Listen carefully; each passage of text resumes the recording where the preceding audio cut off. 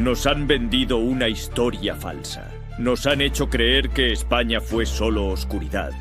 Pero la realidad es otra. El Imperio Español no solo conquistó, sino que civilizó, construyó y dejó un legado imborrable.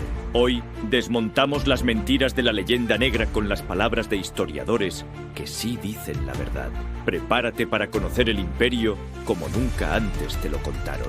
No quieren que se estudie la historia, ¿no es cierto?, anterior a 1812, porque entonces los jóvenes encontrarían que hubo españoles heroicos, que hubo españoles incorruptibles, y entonces viendo a esos viejos españoles que fueron héroes, que fueron incorruptibles, verían a los políticos actuales y verían que estos políticos, en comparación de aquellos políticos, en comparación de aquellos españoles, son monstruos, están monstruos. Monstruos se entiende que son corruptos y cobardes. Entonces, que sí hubo hombres generosos, ¿tá?, que sí hubo hombres que estaban dispuestos a dar la vida por un ideal, leales, valientes, no quiere decir que no hubiese corruptos, claro que había, hay montones.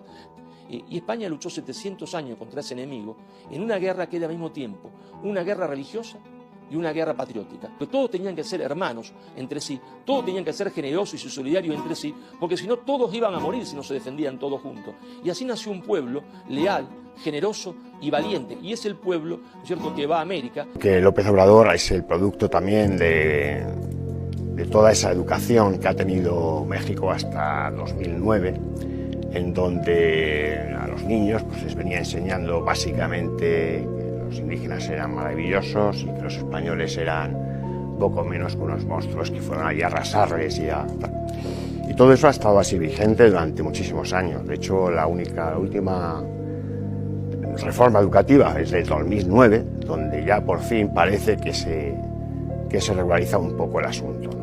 Pero claro, son 100 y pico de años enseñando a los mexicanos ese asunto.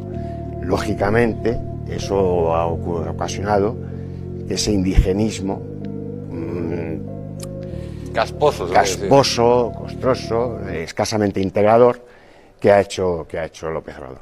Yo a López Obrador le diría que la verdad es que se preocupase menos de los indios muertos, ¿verdad?, y se ocupase más de los indios vivos. Hay que recordar que en México ahora mismo el 30% prácticamente de la población es indígena, el 40% es mestiza, gracias a España, y sin embargo ese 30% de indígena está hoy casi que peor, bueno, casi no, seguridad, mucho peor que cuando alcanzó la independencia. Tal es así que ya ha habido revueltas de indígenas, cosas tan elementales que para nosotros, para los españoles, nos puede parecer muy sencillas, muy lógicas, como puede ser el hecho diferencial de la población indígena, el poder elegir a sus representantes, votarlos y elegirlos, el tener acceso a la justicia, el tener acceso a la educación. Esos temas todavía no están bien resueltos para la población indígena. Cedillo hizo algo en su momento, pero se quedó todo en stand-by. De hecho, es una de las grandes reivindicaciones del pueblo indígena. Sin embargo, López Obrador pues ahora nos suelta que tenemos que pedir disculpas por algo que... O sea, cuando tú no puedes oponerte a un poder hegemónico en lo militar, ni en lo económico, ni en lo cultural, lo único que puedes hacer, digamos, es construirle una inferioridad moral. En realidad todo eso no son más que argumentos que sirven para demostrar esa inferioridad moral o intelectual, porque por la vía de los hechos y de la práctica no puedes hacer nada en realidad, ¿entiendes? No los puedes derrotar militarmente, no los puedes derrotar económicamente, y durante mucho tiempo tampoco los puedes derrotar culturalmente. Entonces, ¿qué puedes hacer? Demostrar que son los malos. Son malos. Ya está. Y entonces amueblas, realmente el repertorio de la maldad no es infinito. Entonces, una y otra vez, digamos, se recurre a los mismos argumentos porque en realidad la situación es la misma. En realidad es lo mismo, pequeños poderes, digamos, más o menos periféricos, con oligarquías férreamente asentadas en esos territorios, que un imperio en expansión las tambalea, es que las tambalea, y se niegan absolutamente a ir perdiendo, digamos, su predominio. Y entonces desatan contra ese imperio lo único que pueden desatar, que es una campaña, digamos, para demostrar que son horribles, malos, bárbaros. Cualquier visita que uno haga al sur de Italia, o ya no digamos a Sicilia, comprobará que todavía hay un montón de representaciones teatrales, muchas de ellas animadas en muñecos, pero en otras cosas, en otros momentos con actores, donde aparece constantemente un personaje que es el capitán.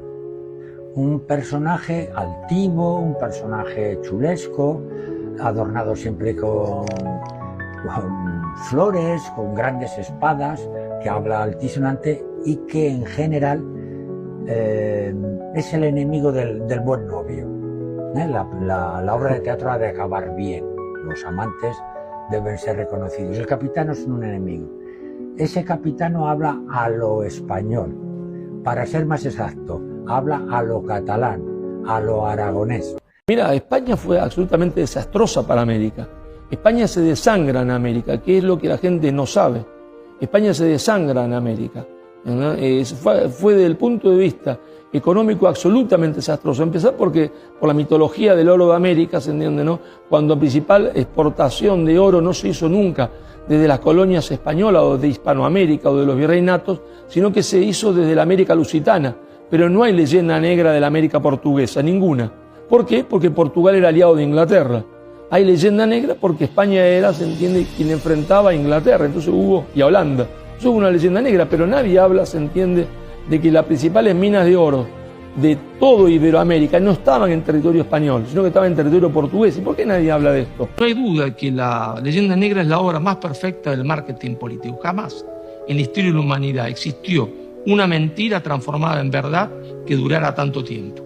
Todos los países que han tenido potencia en alguna época de su vida siempre han tenido gente que los ha denigrado. Llamémosle leyenda negra o no, una denigración, una propaganda contraria. Nuestro caso es un caso especial.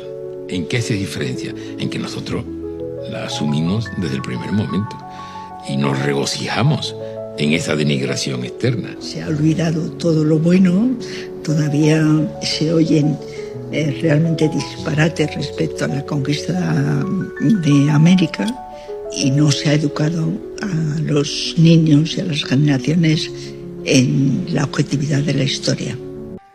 Y tampoco haces una universidad para educar al pueblo al que quieres exterminar, porque de pronto uno podría, y se dice mucho, claro, es que pusieron universidades, pero los indígenas no podían entrar. Las pusieron para ellos. O sea, no hay españoles suficientes para llenar una universidad en América. Estamos hablando de que la Real y Pontificia Universidad de México es de 1556. Para 1556 hay 15,000 españoles en América. ¿Cuántos de ellos quieren ir a la universidad? Pues prácticamente ninguno. ¿Quién empieza a ir a las universidades y a los colegios como el de Santiago Tlatelolco? Los indígenas. A aprender latín, a aprender castellano, a aprender gramática, a aprender derecho. Y a ver, ¿en qué momento se te ocurre enseñarle tus propias leyes al pueblo al que quieres conquistar? Leyes con las que van a aprender que tienen derechos que son iguales y que de hecho tienen derechos de propiedad sobre sus tierras. Pues eso es lo que van a aprender en las universidades. Y también van a aprender arte. Y si ustedes no conocen el arte americano, no conocen el arte. Y si no conocen el arte de Nueva España, no conocen el arte español. El arte sacro de Nueva España, las catedrales, los retablos barrocos bañados en oro de 24 quilates, que aquí no hay retablos en oro de 24 quilates porque el oro que se robaron los españoles se quedó en esos retablos de América. Por eso son retablos de oro de 24 quilates, pero unas columnas salomónicas y todo eso lo hacen los indígenas, porque no hay tantos españoles en América. De hecho, es bien importante recordar que para 1821, cuando se consuma la independencia, de 6 millones de habitantes, 4 millones de ellos no hablan español. Y si después de 300 años el 60% de la población no habla español, pues es que nunca se impuso una lengua. Si te ha quedado claro que la historia del Imperio Español es mucho más que lo que nos quieren hacer creer, deja tu me gusta y comparte este video para que la verdad llegue a más personas. Suscríbete para descubrir la grandeza de nuestra historia. Nos vemos en el próximo capítulo.